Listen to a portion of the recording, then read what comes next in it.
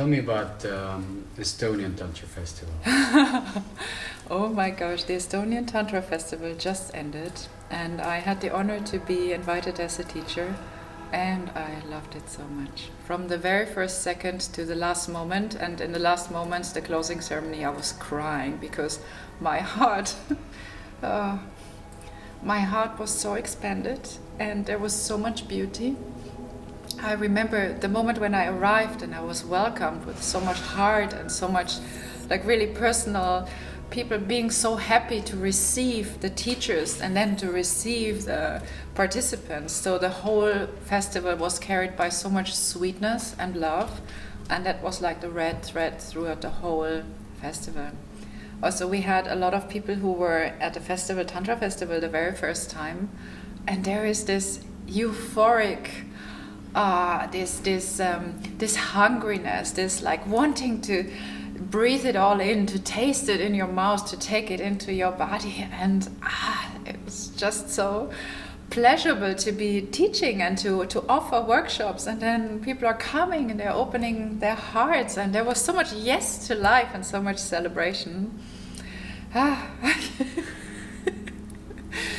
Yes, and I loved how the program was built up to really start softly and gently, and then having like the cherry on top of the cake. I remember I was a participant in one of the last workshops by Igor and Bella, Tantra massage or sensual massage, and I went there with a dear teacher friend, and we've just had the most amazing time, and I feel it was just this perfection of completing it in this sensuality and heart connection and giving touch to each other.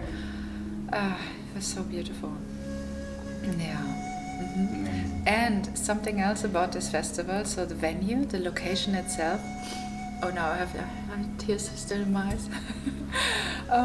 At, what's it called? Graniitvilla, huh?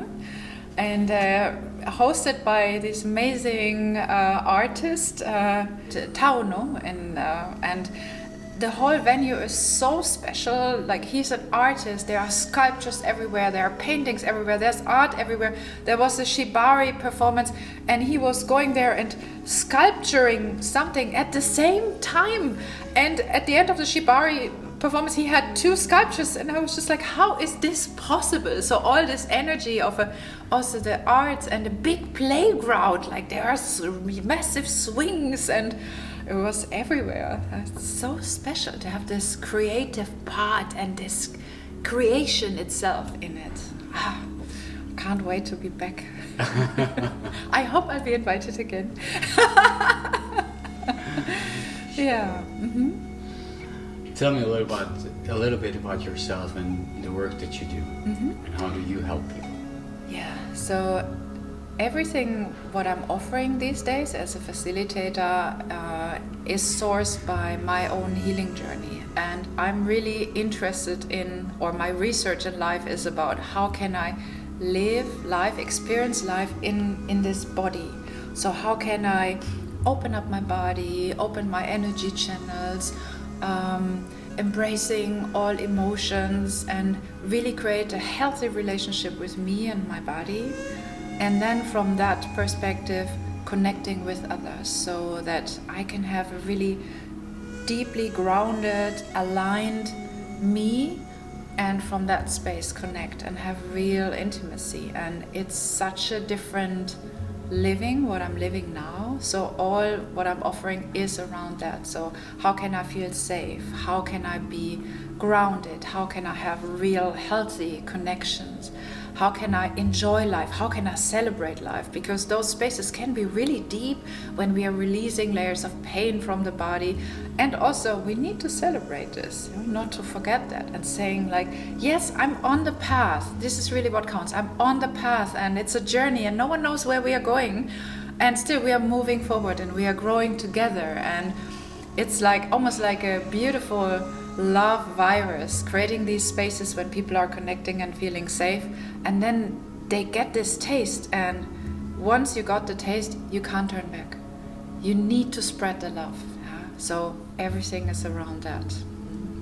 So I'm working with embodiment and with de-armoring, so with the body, emotions, energy, the physical body, and with Tantra, with breathwork. So anything that comes along my way that's working, I weave it in. So it's not only one modality, there are many things, and they're changing depending on where I'm at in life. So coming out of a major heartbreak and then creating heart de-armoring.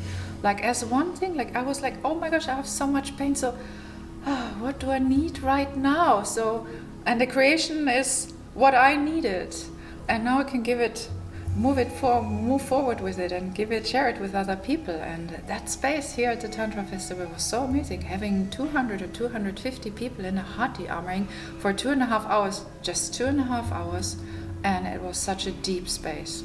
Yeah. Thank you, Sunny. What is Tantra for you, Sunny?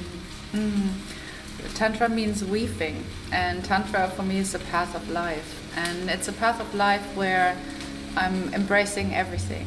So it's the light and the shadow, the masculine, the feminine, and there is no good or bad. It's just like welcoming life and really saying yes to life, being connected with the divine. And the little part of Tantra that's connected to sexuality also opens up to experience life in a totally different way, and it can lead us to unity with another human and with more humans, because you can have it everywhere in your life. Yeah. Why people need this? Why would you recommend, and to whom you would recommend this? I would recommend Tantra to any human on this planet, because we are living in times of separation. Separation from ourselves, separation from God, from believing into a higher force, a higher power, a higher purpose. And it really helps to have a spiritual path in your life and to walk that path. So there is some nourishment for the soul and the heart in it. And I feel if I would not have spirituality and Tantra as a part of that, I would feel empty. It would not really make sense. What would I live for? For having a job and making money? It doesn't make sense. It's empty in the end. Yeah.